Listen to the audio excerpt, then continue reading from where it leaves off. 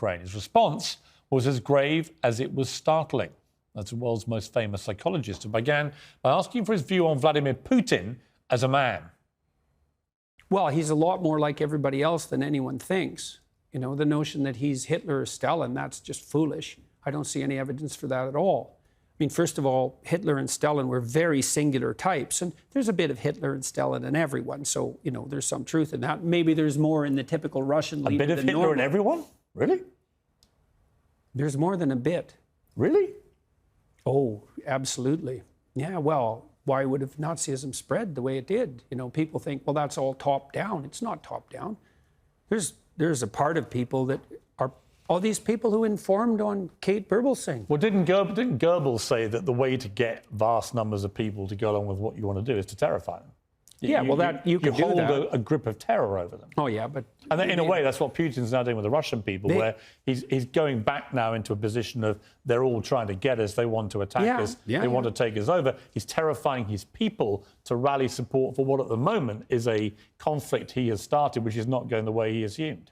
Well, the most, what would you say, the wisest commentators on totalitarian states, like Solzhenitsyn, and many psychological commentators, Jung was a good example of that, made a very straightforward case that you can't have a totalitarian state unless every single person is willing to lie about everything all the time. And you can think about that as top down because the leaders lie too. And they also enforce punishments if you don't lie. But then you can also think about it, the totalitarian spirit is replicated at every level of the society. And so in a truly totalitarian state, husbands lie to their wives and parents lie to their children. And the totalitarian state is actually the grip of the lie. And so, and people will certainly go along with that. I mean we're seeing that emerge here with cancel culture. It's like lie or else. Yes. It's like, yeah, well. And the Russian people will be bombarded all the time with state media propaganda and will be buying into a lot of what Putin is saying. Yeah. How does this war end, do you think? We're going to find out this winter. Well, I know what I would do in his shoes. I'd wait till the first cold snap and shut off the taps. Right. Well, because of course he's going to do that. He's got the control over the energy. Of course he's going to do that. He's already warned the West with his insistence that maintenance problems were necessary and the pipelines had to be shut down. Do you think he will use a nuclear weapon? If necessary, he'll use a tactical battlefield weapon. Even if it starts World War III? It won't, probably. Why? Because we wouldn't respond? What's in it for us? If you let him do it and get away with it, where does that end? Then you are into a Hitler analogy. Look, you can get yourself in a situation, no problem, where there's no good outcome. We're trying to do that right now on every front we can possibly imagine. We can easily get ourselves in a situation where it's hell this way and hell that way. That's highly probable. Well, should the Ukrainians give the Russians anything? When I was over there recently interviewing President Zelensky, what I was struck by was everybody I met in Kyiv, the capital city, were utterly resolute. Don't give them an inch of our land.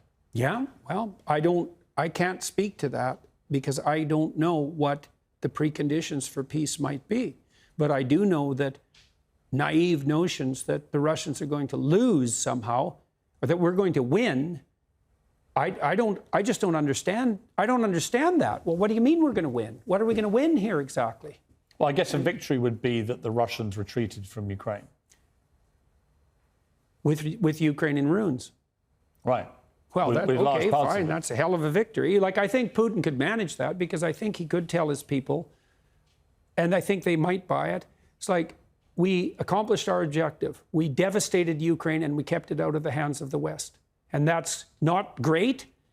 It's not what we had hoped for, but it's better than the alternative. And I think they would buy that. And I think when Putin went into Ukraine, I thought a bunch of things, which I made a YouTube video about that. People criticized like mad. I thought, okay, well, what's happening here? Oh, I see. His end game for failure is that Ukraine is left in a smoking ruin. Oh, that's a victory. So then he can lose with impunity. Right. So how can we win? We can't win against Vladimir Putin anyways, because you cannot win against someone you cannot say no to. Period. And we can't say no to Putin because we sold our soul for his oil and gas. And we did that to elevate our moral stature in relationship to saving the planet. And so here we are, facing a very dire winter, hoisted on the petard of our own foolishness and moral presumption. We're saving the planet. We'll see. I don't think so. It doesn't look like it to me. And this is the most catastrophic issue here. Assuming that we're facing an environmental crisis of planetary proportions, which is not something I buy, by the way, assuming we are, well, then I would imagine that you would put in place measures that would ameliorate that problem instead of exacerbating it. But all the measures you're putting in place are actually making the environmental problem worse. So how is that even vaguely acceptable? And I look at that and I think, oh, I see. It's just like George Orwell said about middle-class socialists 50 years ago. It's not that you love the planet, it's that you hate humanity. So, well, have at her, boys and girls, and we'll see what happens this winter. And it's very terrifying to me. It is. Especially here, you know, because your energy prices have gone way out of control, and that's going to hurt a lot of poor people, and certainly around the world as well. The World Bank already estimated that we've put 350 million people into what they call food insecurity. 350 million. That's 3 times as many as the communists managed to kill. Maybe we can manage that in a winter. But the planet has too many people on it anyway, so, you know, that's just poor people.